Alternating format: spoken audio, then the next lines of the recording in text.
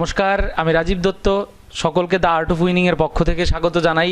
আমরা অত্যন্ত আনন্দিত যে আপনারা আমাদের ক্লাস থেকে উপকৃত হচ্ছেন, আর আমরা আমাদের তরফ থেকে যতটুকু পারছি আপনাদের সাহায্য করতে পেরে আমরা সত্যি আপ্লুত। আর আপনাদের যদি ক্লাস ভালো লেগে থাকে আমাদের ক্লাসগুলো, অবশ্যই আপনারা আপনাদের বন্ধুদের মধ্যে আমাদের ক্লাসগুলো লিঙ্ক শেয়ার করে দেবেন। তো চলুন আমরা বাংলা সাহিত্যের রিপিট ফায়ারের যে ১৫০০ এমসিকিউর যে একটা সিরিজ স্টার্ট করেছিলাম, তার ধারাবাহিকতায় আমরা আজকে এসে পৌঁছলাম পর্ব নাম্বার ৮-এ।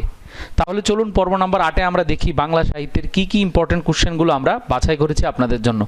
চলুন প্রথম কোশ্চেন। আচ্ছা দেখুন, কোশ্চেনটা বলার আগে আমি বলি আমাদের একটা গুরুত্বপূর্ণ নোটিশ আছে। আপনারা সবাই জানেন আমাদের মার্চ মাস থেকে, মার্চের ফার্স্ট উইক থেকে আমরা এই রুটিনটা ফলো করছি। আর এই রুটিনটা একেবারেই যারা যারা জানেন না তাদের কাছে আপনারা ছড়িয়ে দিন। রুটিনের মানডেতে থাকছে ইংলিশ টিপিএসসি এসএসসির সকাল ৯টা থেকে, আর রিজনিং থাকছে ব্যাংক টিপিএসসি এসএসসির বিকাল ৫টা থেকে। টুইসডেতে থাকছে ইংলিশ টেট 1 টেট আর এসটিজিটির সকাল ৯টা থেকে, আর টুইসডেতে বিকালে থাকছে বাংলা রিপিট ফায়ার। আপনারা এখন যে রেকর্ডেড ক্লাসগুলো পাচ্ছেন সেই রেকর্ডেড ক্লাসগুলো আমরা চেষ্টা করব কনভার্ট করার জন্য অনলাইনে, যেগুলো লাইভ থাকবে। তারপর দেখুন ওয়েডনেসডেতে মক টেস্ট থাকছে সকাল ৯টা থেকে, আর ওয়েডনেসডেতে আপনার ব্যাংকিং টিপিএসসি এসএসসি আমি সন্ধ্যা ৬টা থেকে করাবো। থার্সডেতে থাকছে ইংলিশ ব্যাংকিংয়ের ক্লাস সকাল ৯টা থেকে, আর থার্সডেতে সিডিপি থাকছে বিকাল ৫টা থেকে। ফ্রাইডেতে আপাতত অফ রাখছি আমরা, আপনাদের চাহিদা অনুযায়ী আমরা এই স্লটটাতে আমরা একটা ক্লাস দেওয়ার চেষ্টা করব। ফ্রাইডেতে ব্যাংকিং টিপিএসসি এসএসসির পাজল থাকছে সন্ধ্যা ৬টা থেকে। স্যাটারডেতে ভোকাপস থাকছে টিপিএসসি এসএসসির, আর এদিকে TET 1 and TET 2 mock test থাকছে বিকাল ৫টা থেকে। আর সানডেতে উইকলি জিএ থাকছে banking SSC TPSC all competitive এক্সামের, আর সন্ধ্যা ৬টা থাকছে এসএসটি, আপনাদের নতুন টিচার এসএসটি করাবে। আর এদিকে আরও একটা নোটিশ, আমরা ক্লাস অনলাইন অলরেডি স্টার্ট করে দিয়েছি ২৫ তারিখ থেকে। দ্যাট মিন্স আজকে থেকে আমরা ক্লাস স্টার্ট করে দিয়েছি। যারা যারা এখনও রেজিস্ট্রেশন করাননি বা ক্লাস নিতে ইচ্ছুক আপনারা অতি সত্বর যোগাযোগ করতে পারেন। আমরা নেক্সট উইক রাখবো, নেক্সট উইকের পরে আমরা এই ব্যাচে আর কাউকে জয়েন করব না। তো আপনারা যদি জয়েন করতে চান তবে নেক্সট উইকের মধ্যে আপনারা এই উইকের মধ্যেই আপনারা আপনাদের রেজিস্ট্রেশন করে নেবেন। আমাদের ফোন নাম্বার নিচে দেওয়া আছে, আর এদিকে আমাদের অ্যাড্রেস দেওয়া আছে। তো তাহলে চলুন প্রথম কোশ্চেনটা দেখি। বাংলা সাহিত্যের সনেট বা চতুর্দশপদী কবিতার জনক কে?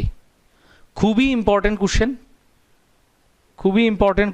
আনসার হচ্ছে মাইকেল মধুসূদন দত্ত। পরের কোশ্চেন, মনিকা মাইকেল মধুসূদন দত্তের কোন নাটকের চরিত্র? আনসার হচ্ছে কৃষ্ণকুমারী। পরের কোশ্চেন, মাইকেল মধুসূদন দত্ত কবে জন্মগ্রহণ করেন? Very very important question.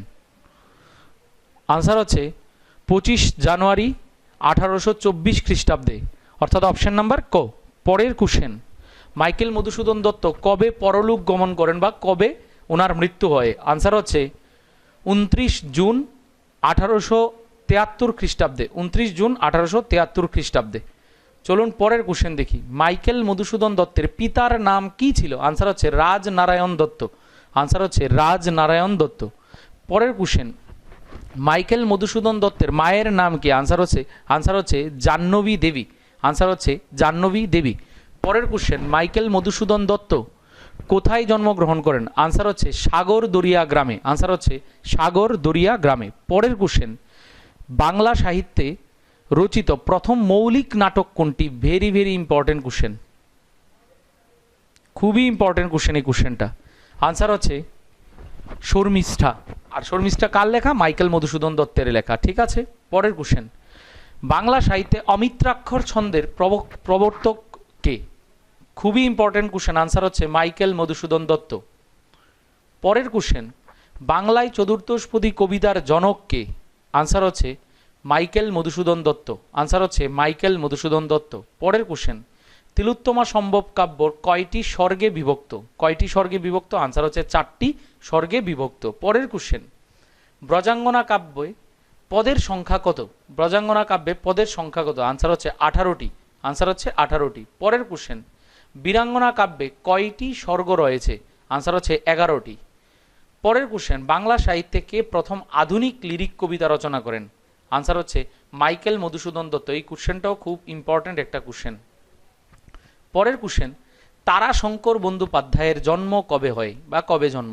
Answer হচ্ছে 23শে আগস্ট 1898 খ্রিস্টাব্দে। 23শে আগস্ট 1898 খ্রিস্টাব্দে।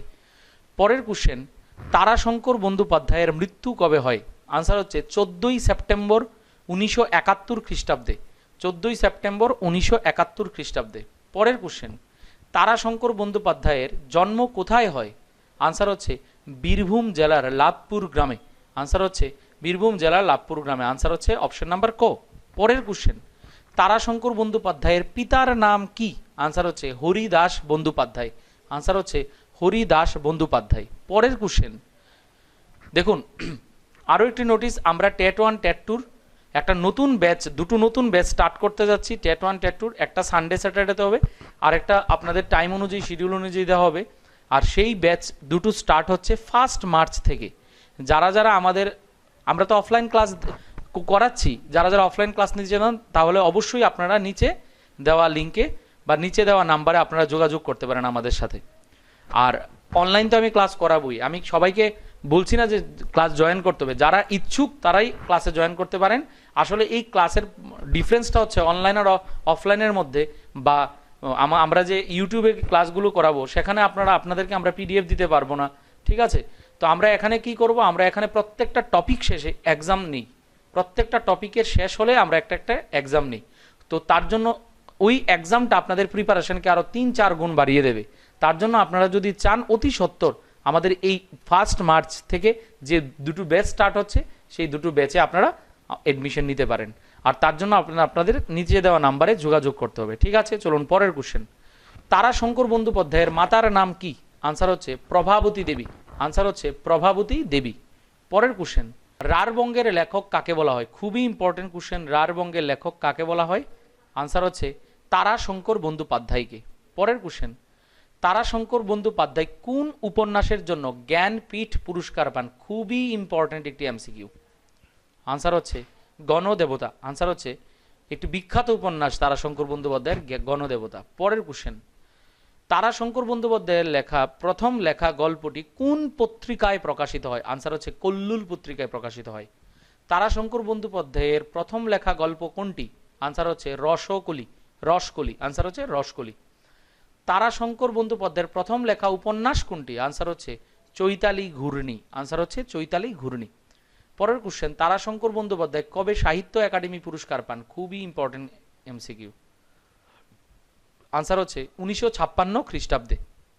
1956 খ্রিস্টাব্দে। পরের কোশ্চেন, তারাশঙ্কর বন্দ্যোপাধ্যায় কবে পদ্মশ্রী উপাধি বা পুরস্কার লাভ করেন? খুবই ইম্পর্টেন্ট কোশ্চেন। আনসার হচ্ছে 1962 খ্রিস্টাব্দে। 1962 খ্রিস্টাব্দে। পরের কোশ্চেন, তারাশঙ্কর বন্দ্যোপাধ্যায় কবে পদ্মভূষণ পুরস্কার পান? আনসার হচ্ছে 1968 খ্রিস্টাব্দে। আনসার হচ্ছে 1968 খ্রিস্টাব্দে। পরের কোশ্চেন, হাসুলিবাকের উপকথা কি জাতীয় উপন্যাস? Very very important MCQ. হাসুলিবাকের উপকথা। আনসার হচ্ছে আঞ্চলিক উপন্যাস। আঞ্চলিক উপন্যাস। বাংলা সাহিত্যে কিশোর কবি নামে কে পরিচিত? আনসার হচ্ছে সুকান্ত ভট্টাচার্য। আনসার হচ্ছে সুকান্ত ভট্টাচার্য। সুকান্ত ভট্টাচার্যের প্রথম কাব্যগ্রন্থের নাম কি? আনসার হচ্ছে ছাড়পত্র। আনসার হচ্ছে ছাড়পত্র। তাহলে চলুন আমরা ইতিমধ্যেই শেষ করে নিলাম রেপিড ফায়ারের পর্ব নাম্বার 8। পর্ব 8 আমাদের কমপ্লিট হয়ে গেছে। যারা যারা দেখেননি, যারা যারা আজকের এই ভিডিওটা দেখছেন তাদেরকে অনুরোধ করব, যদি আপনারা না দেখে থাকেন তাহলে আমরা অলরেডি পর্ব 1 দেওয়া আছে, পর্ব 2 দেওয়া আছে, 3 দেওয়া আছে, 4 আছে, 5 আছে, 6 আছে, 7 আছে, আজকে আমরা 8 করলাম। তাহলে আপনারা কি করতে হবে, আপনারা প্রথম থেকে শুরু করে সবগুলো পর্ব আপনারা দেখে নিতে হবে।